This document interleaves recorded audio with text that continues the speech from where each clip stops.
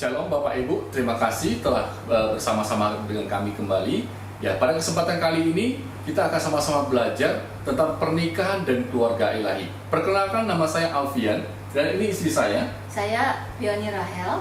Ya, baik Bapak Ibu, teman-teman sekalian, kita sama-sama belajar apa yang menjadi pernikahan dan keluarga ilahi. Ya, yang pertama kita berbicara tentang konsep, yaitu konsep adalah seperti pola atau pola desain, bagaimana desain dan pola yang harus kita tetapkan dalam pernikahan kita. Ya, sebelum masuk kita mengenai keluarga ilahi, kita sedikit bahas mengenai konsep ya. Konsep duniawi seperti apa mengenai untuk satu pernikahan. Benar. Kita tahu, kita sering menilai untuk masuk pernikahan, yaitu mendapat satu pasangan yang sesuai yang kita mau. Satu mungkin pandangan pertama ya, Yeah. ganteng, cantik, cakep gitu ya. Kedua apa? Ya orangnya rajin. Seperti suamiku pertama waktu saya kenal, rajin banget gitu loh. Nah ini jadi satu poin penilaian saya ya, konsep duniawi saya ya. Udah itu apalagi? Mapan, baik, perhatian. Terakhir, kalau lebih baik ada rumah, ada mobil. Itu kan, ya itu adalah konsep duniawi ya. Ya. Tapi apa yang kita pelajari dari firman Tuhan? Konsep daripada Tuhan atau rancangan Tuhan bagi pernikahan ialah kita diminta menjadi satu daging, yaitu bersatunya antara pria dan wanita menjadi satu daging, yaitu menjadi tidak bisa dipisahkan daripada pernikahan tadi. Seperti itu. Dan saling melayani. Ya, benar sekali. Itu konsep dari pernikahan yang diajarkan dari firman Tuhan. Ya. Baik Bapak Ibu, kita lihat apa yang menjadi poin kedua tentang tujuan daripada pernikahan itu.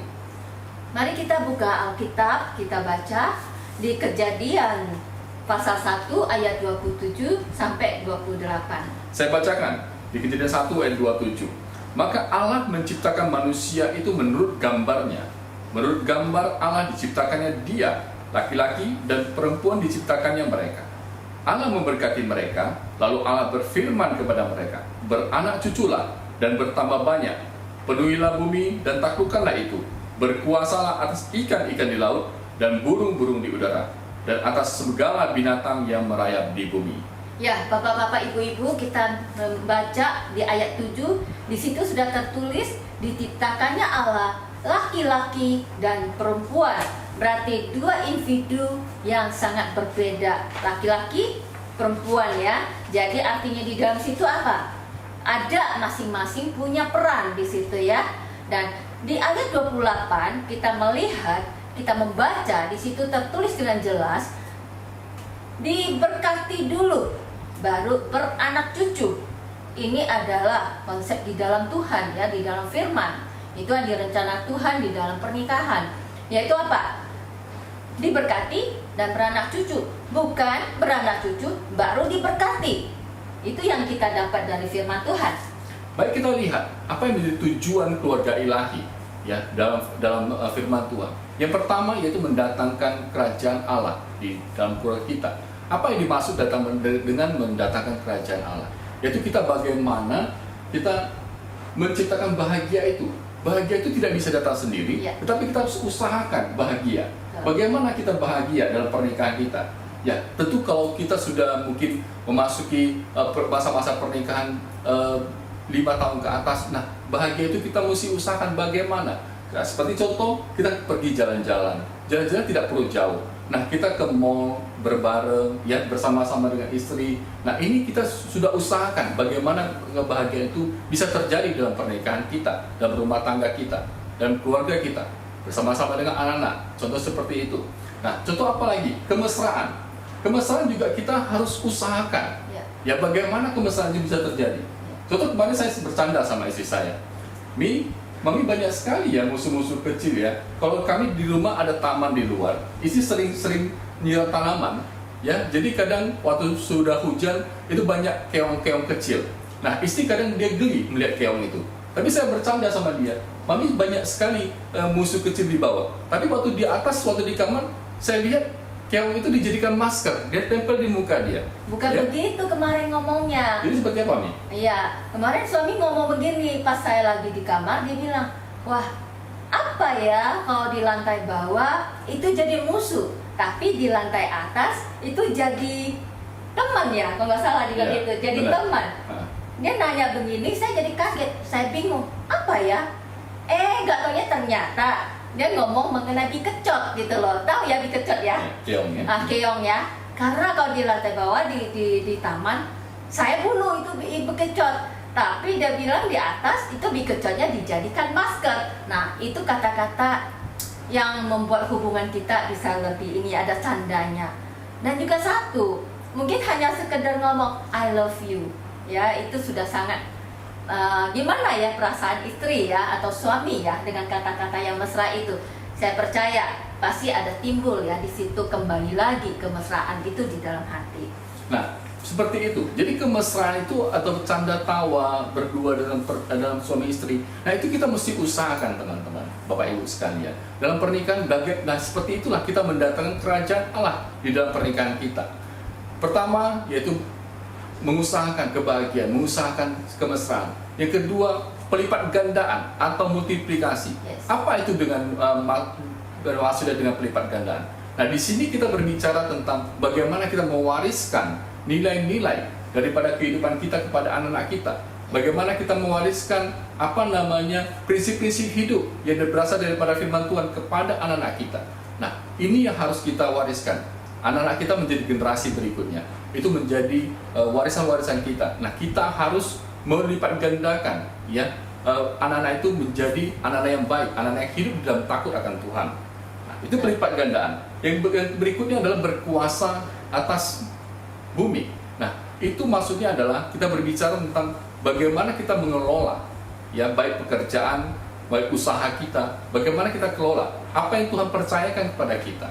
Nah, ini ya poin kedua tentang tujuan keluarga ilahi, yaitu pertama yaitu yang Tuhan ingin kita menghadirkan kerajaan Allah, pelipat gandaan dan juga menguasai bumi. Ya, kalau ngomong mengenai menguasai bumi itu adalah di ayat 28-nya. Kita tahu di situ dia mengatakan ya yang burung di udara atau yang di darat, kita sebagai manusia diberi kuasa untuk menguasai itu semua. Dan kalau gimana kita bisa menguasai? Berarti itu adalah satu berkat dari Tuhan ya, saya percaya. Dan kalau kita bisa menghadirkan kerajaan Allah dan kita melipat gandakan, mewariskan ke anak cucu kita, maka janji-janji Allah itu untuk menguasai bumi itu pasti terjadi di dalam keluarga kita. Benar. Ya. Baik, Bapak Ibu, teman-teman sekalian, kita lihat. Tadi pertama kita telah belajar tentang konsep, ya. Konsep adalah bagaimana desain atau rancangan Tuhan terhadap pernikahan, terhadap keluarga kita. Apa yang kita mau tentukan, apa yang mau kita tetapkan di dalam pernikahan kita. Pada saat awal kita menikah, atau sekarang, ya, setelah sudah berjalan berapa tahun pernikahan. Nah, konsep apa yang kita mau siapkan dalam pernikahan kita? Nah, tentu adalah konsep daripada Tuhan. Yang pertama. Yang kedua, yaitu tujuan daripada keluarga ilahi. Ya, bagaimana kita tadi menghadirkan kerajaan Allah, bagaimana kita multiplikasi, dan bagaimana kita menguasai. Baik teman-teman, Bapak Ibu sekalian, mari kita lihat tentang hal yang ketiga, yaitu arti daripada pernikahan. Ya, Bapak-Bapak, Ibu-Ibu, nanti Bapak-Bapak Ibu boleh buka di firman Tuhan, dan sekarang dicatat aja dulu, terdapat di Maleakhi pasal 2 ayat 14, juga di Matius pasal 19 ayat 5, dan di pasal 18 ayat 19.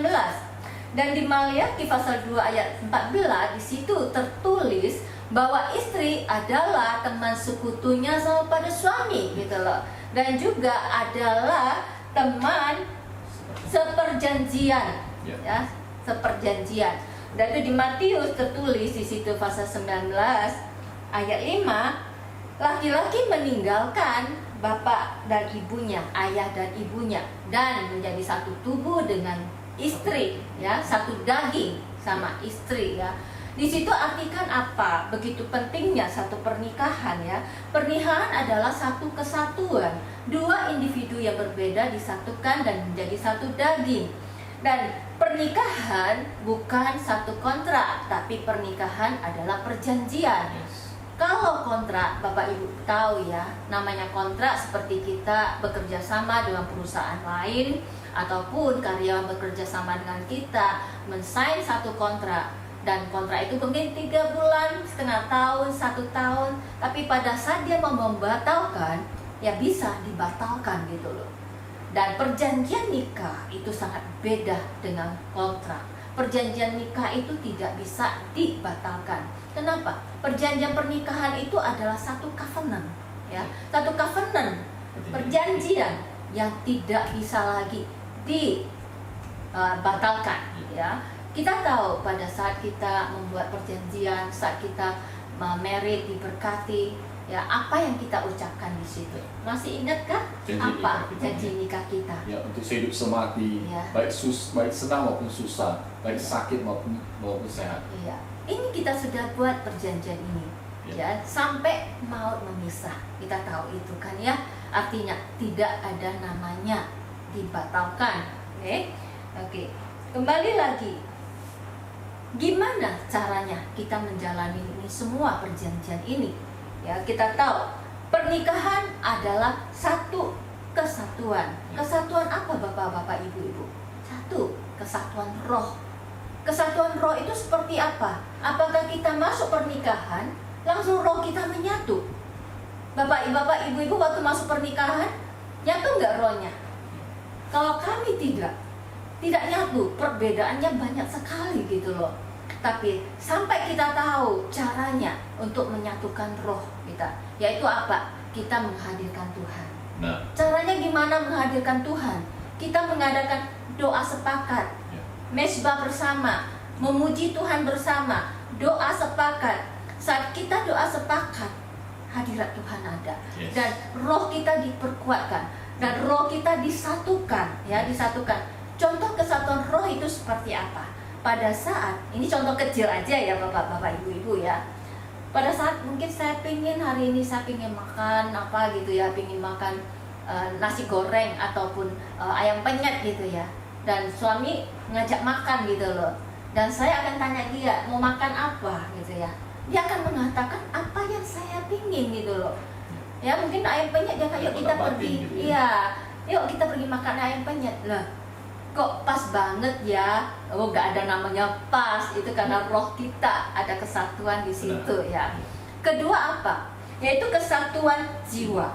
Gimana kesatuan jiwa terjadi? Yaitu jiwa ini adalah perasaan ya. Nah, jadi kita harus nyatukannya seperti apa? Kita harus ada komunikasi. Komunikasi yang tanpa batas. Komunikasi yang terbuka. Komunikasi yang dalam, menyentuh kedalaman, bukan komunikasi yang di permukaan.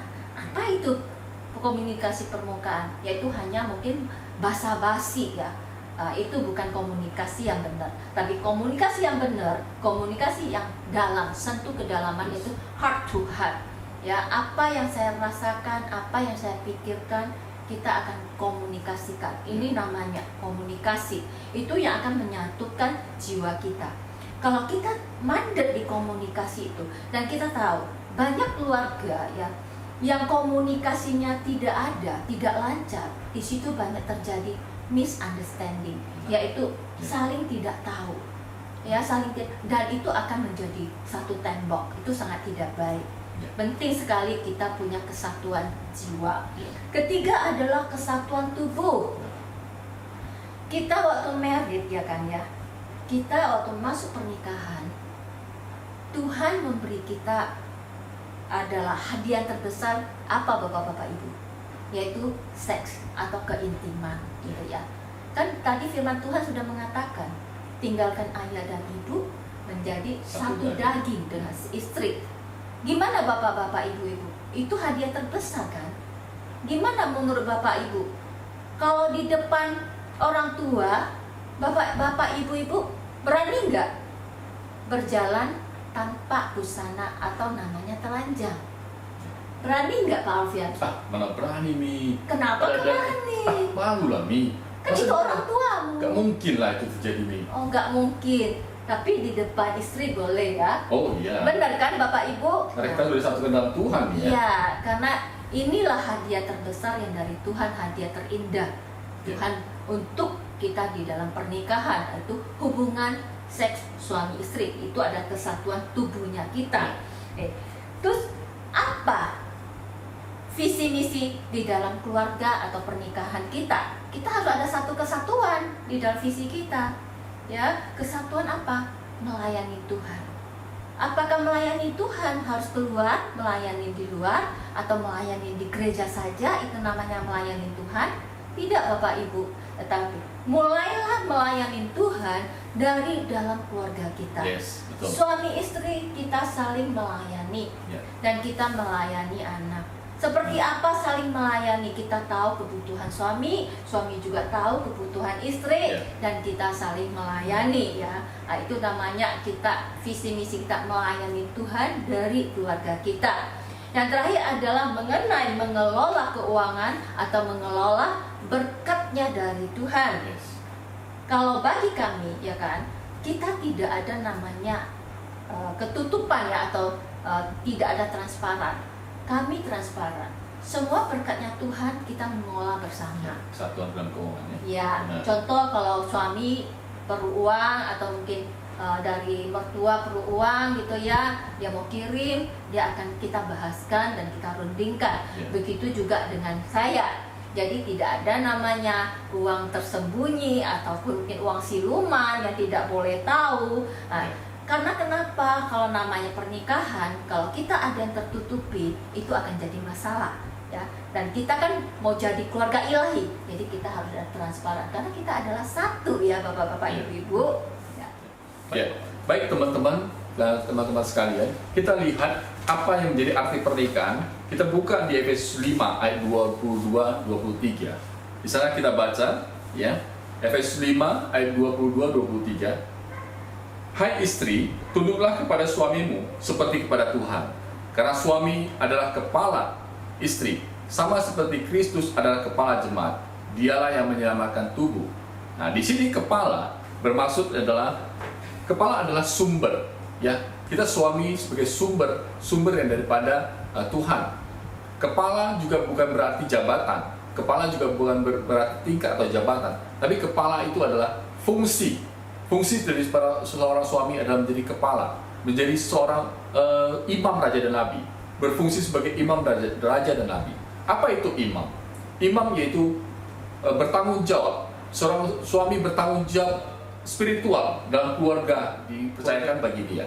Seorang suami harus mengajarkan firman Tuhan bagi istri dan anak-anaknya. Bagaimana dia dapat membekali pengetahuan-pengetahuan akan firman Tuhan bagi keluarga. Itu menjadi tugas atau fungsi seorang imam. Kedua, raja. Bagaimana seorang suami juga memerintah dengan kasih, ya, keluarganya, anak-anaknya. Raja memerintah, yaitu membuat peraturan dengan penuh kasih, dan sayang, berdasarkan firman Tuhan di dalam keluarga. Itu fungsi daripada raja. Yang ketiga, fungsi daripada nabi. Nabi adalah bagaimana seorang suami menjadi perantara antara Tuhan dengan keluarga, menyampaikan apa yang Tuhan sampaikan bagi keluarga. Dan dia menjadi perantara. Seorang suami menjadi perantara, seorang nabi, seperti itu. Gimana sebagai istri? Fungsi seorang perempuan atau seorang wanita atau seorang istri di dalam keluarga, yaitu istri tunduk kepada suami. Udah itu apa lagi? Yaitu menjadi penolong yang sejati, ya, penolong yang bijaksana. Karena kita tahu suami kita adalah imam, raja, dan nabi. Tetapi dia perlu istri untuk menolong di hal-hal kecil, ya kan? Karena kita sudah satu hati, kita saling menolong, saling melayani. Jadi seorang istri, kita harus menjadi seorang istri yang menjadi penolong yang sepadan. Baik Bapak Ibu dan teman-teman sekalian, kalau kami simpulkan dari pernikahan dan keluarga ilahi ini, ya, yaitu pertama adalah konsep apa yang kita pakai, rencana atau rancangan apa yang kita pakai dalam keluarga kita, dalam rumah tangga kita. Itu adalah rancangan Tuhan. Rencana Tuhan bagi keluarga kita adalah rencana yang satu daging, keluarga satu daging, pernikahan satu daging, yang tidak dapat dipisahkan oleh apapun juga. Itulah konsep pernikahan yang Tuhan inginkan dalam keluarga kita. Yang berikutnya adalah tujuan apa yang Tuhan inginkan dalam pernikahan atau keluarga kita. Tujuannya itu adalah mendatangkan, menghadirkan kerajaan Allah dalam rumah tangga. Itu bagaimana kita mengusahakan kebahagiaan itu, bagaimana kita mengusahakan kemesraan itu. Setelah itu apa lagi? Kita pelipat gandaan, multiplikasi, yaitu mewariskan nilai-nilai Kristus bagi anak kita. Ya, itu apalagi kita menguasai bumi, kita mengelola apa yang Tuhan percayakan di dalam kehidupan kita, baik pekerjaan maupun usaha. Ya, nah itu apa menjadi tujuan keluarga ilahi. Yang berikutnya arti dari pernikahan. Arti pernikahan yaitu apa? Bahwasanya perjanjian pernikahan itu adalah perjanjian ilahi yang tidak dapat dipisahkan. Dan pernikahan itu adalah peranan dan fungsi tanggung jawab daripada seorang suami dan istri yang berfungsi di dalam keluarga untuk melahirkan generasi ilahi, menjadi keluarga ilahi yang Tuhan percayakan. Baik Bapak Ibu, kalau Bapak Ibu bersama pasangan di rumah, mari gandeng tangan pasangan Anda, kita sama-sama berdoa. Terima kasih. Kami mengucap syukur dan berterima kasih Tuhan buat semua kebaikan-Mu. Kami percaya Tuhan, Engkau yang menyertai setiap pernikahan yang ada, Engkau yang menyertai setiap keluarga yang ada Tuhan, agar menjadi keluarga ilahinya Engkau Tuhan. Kalau kami Bapak sampaikan firman dan kebenaran-Mu ini Tuhan, kami percaya Kau pakai Tuhan, semua Bapak menjadi alat kemuliaan bagi nama-Mu. Urapi dan berkati semua hati-hati yang mendengar Tuhan, Bapak telinga-telinga yang mendengar agar menjadi telinga seorang murid, dan terus belajar, haus Tuhan untuk belajar menjadi keluarga dan pernikahan-pernikahan yang Bapak yang terus Bapak hidup di dalam takut akan Engkau. Urapi dan berkati kami semua Tuhan, agar menjadi keluarga ilahi yang terus Kau percayakan Tuhan. Bapak, semuanya Bapak biarlah menjadi alat kemuliaan bagi nama-Mu. Bapak biarlah kami pakai pernikahan kami menjadi garam dan terang dimanapun kami berada Tuhan. Kami serahkan sepanjang hari ini ke dalam tangan-Mu, hanya di dalam nama Yesus kami berdoa. Terima kasih Bapa, terima kasih buat kebaikan-Mu kepada kami ya Tuhan. Engkau yang merancangkan pernikahan ini ya Bapa. Yes. Engkau urapi dan berkati apa yang kami sampaikan ya Tuhan. Biar Engkau yang tambahkan pengertian Yes. buat teman-teman atau bapak-bapak, ibu-ibu yang menonton ini, dan juga Tuhan Engkau yang mengajari mereka lebih lagi mengerti mengenai pernikahan, mengenai konsep di dalam Engkau ya Tuhan. Apa yang Kau rancangkan di dalam keluarga untuk keluarga ilahi. Yes. Terima kasih Bapa, kami serahkan semuanya di dalam tangan-Mu Tuhan, biar Engkau yang berbicara.